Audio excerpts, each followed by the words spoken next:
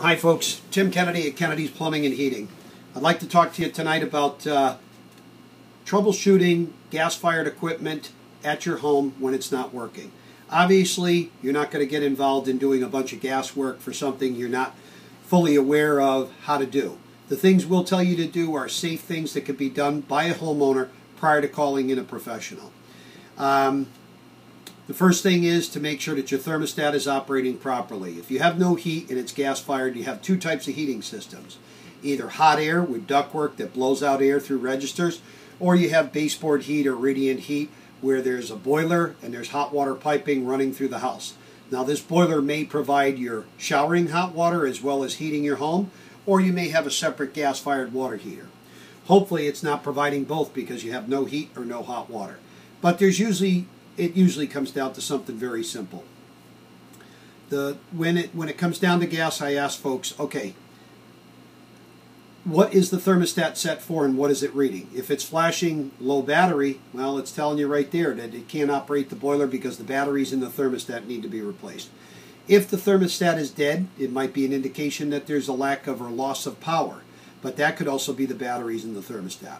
So if you don't have power, let's check the staircase. When a lot of folks' unit is down in the basement and there's a switch on the wall at the top of the stairs, usually a red switch, it says gas or oil burner. Make sure that nobody shut that off by accident. And if they did, why not put a piece of tape on it that keeps it in the on position, and the only way to shut it off is to remove the tape and shut it off. If you find that the switch is on, you go downstairs, and if you go to the furnace or boiler, you're looking for any signs of life. And by life I mean electric life. Is there a blue light, a red light, a green light? Is there a humming sound, a vibrating? Is the fan running? Is the pump running? Anything. If you see no lights and you hear no humming, you can always go to the switch. There's usually a switch right on the boiler. You could shut it off and listen and hear if there's a difference in sound. Turn it back on and see if you hear anything.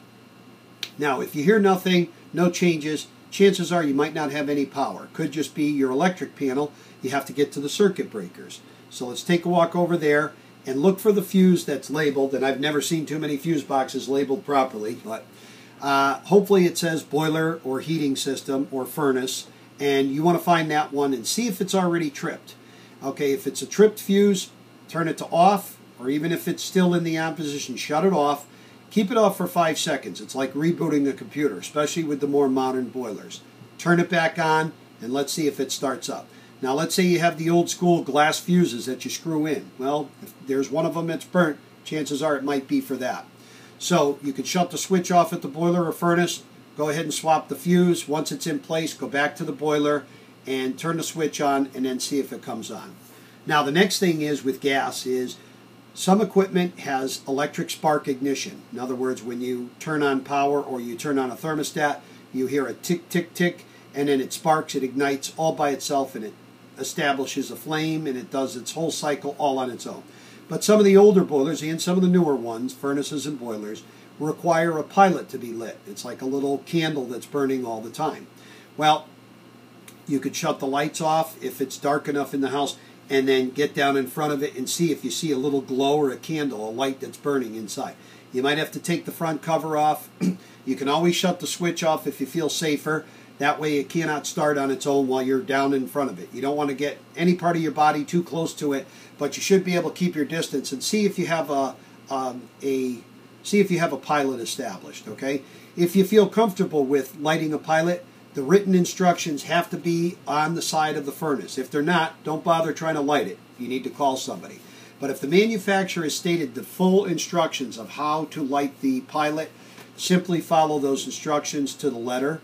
Okay, and if you can get the pilot back on, you're in shape. Then you turn the switch back on and the unit will start up if you relight the pilot. Now, let's say that you follow the instructions. You're holding the red button down, lighting the instruction, lighting the gas valve as the manufacturer's recommended. But after holding it down for 60 seconds with the pilot lit, when you let go of the red button, that flame goes out. Chances are there's a problem with the gas valve or thermocoupling. You're going to need to hire a professional to come in and swap it out. Okay.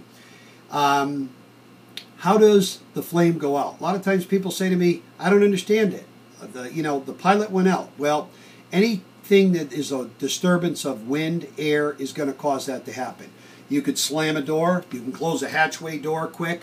You can walk in with a pile of laundry and drop it on the floor in front of the washing machine, which happens to be right next to your water heater or your boiler, and woof, it's going to just snuff out the gas pilot. If that's the case, you know now how it happens. But how else does it happen? You can get outside weather where there's a lot of wind, and if there's a good wind, it's connected to the chimney, which comes right down to your gas burning appliance. Heavy winds can knock out pilots all the time, so you have to, it's nice to know how to light your own pilot instead of spending money to have somebody come out. But if you have to spend money to have somebody come out, have them show you how to light the pilot. It's a good idea, because 6 months down the road when you're going to light it again, you can say, I know how to do this. I would tell you how to do it, but it's probably not a good idea because there's so many different variations. You need to read the manufacturer's written instructions of how to do it, okay? Now, let's say that you have a power failure of some sort. Some people say, well, I've got an old boiler, and they tell me I can run this boiler in a power failure. That's called a millivolt system, where the gas valve, when the flame is running, the little pilot, it generates enough electricity to cause the zone valves to operate, okay, or the gas burner rather to operate, and it will heat up. Now, it will not open the zone valves, but there's a switch on the side of your control. There's a big gray box. It says Honeywell on it usually, and there's a black switch on the side, a slider switch. It goes up and down, and it says manual or on, okay, or manual and auto. If you leave it in auto all the time, but when the electricity goes out, you can switch it to manual.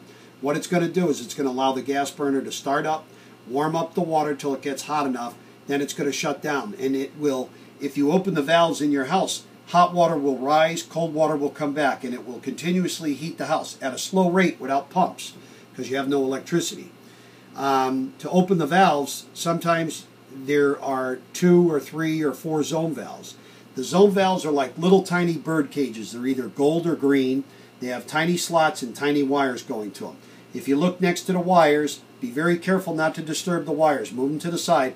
But there's a little lever on the side of the wires on that cage. You take that lever and you bring it all the way down to the pipe. You pull it down. That manually opens that valve. Now that valve will stay open. You'll be able to heat the house. Let's say you got electricity, but one zone is not operating. If you have zone valves, you can go to the one pipe that's cold that you know you're not getting any heat through, pull the lever down, and if another pump is running and feeding water to another zone, you can even turn on your basement zone. But if it causes flow to go through the portion that you need heat in, what's the difference? It gives you heat overnight. You might be a little uncomfortable. It's too hot. If that's the case, shut your boiler off or close the zone valve lever back up again. But if you do this, you can avoid freeze-ups and you can get the heat back on and then have a professional come out the next day and replace the zone valve head or determine what is needed, because it may be the head or it could be the thermostat. So hopefully that helps you out of a pickle when you have gas-fired hot air or hot water boiler. It's not operating. You've checked the basic things.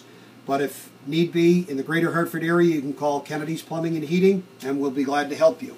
Our number is 860-296-4867, or you can visit us on the web at kennedysplumbing.com. Thank you.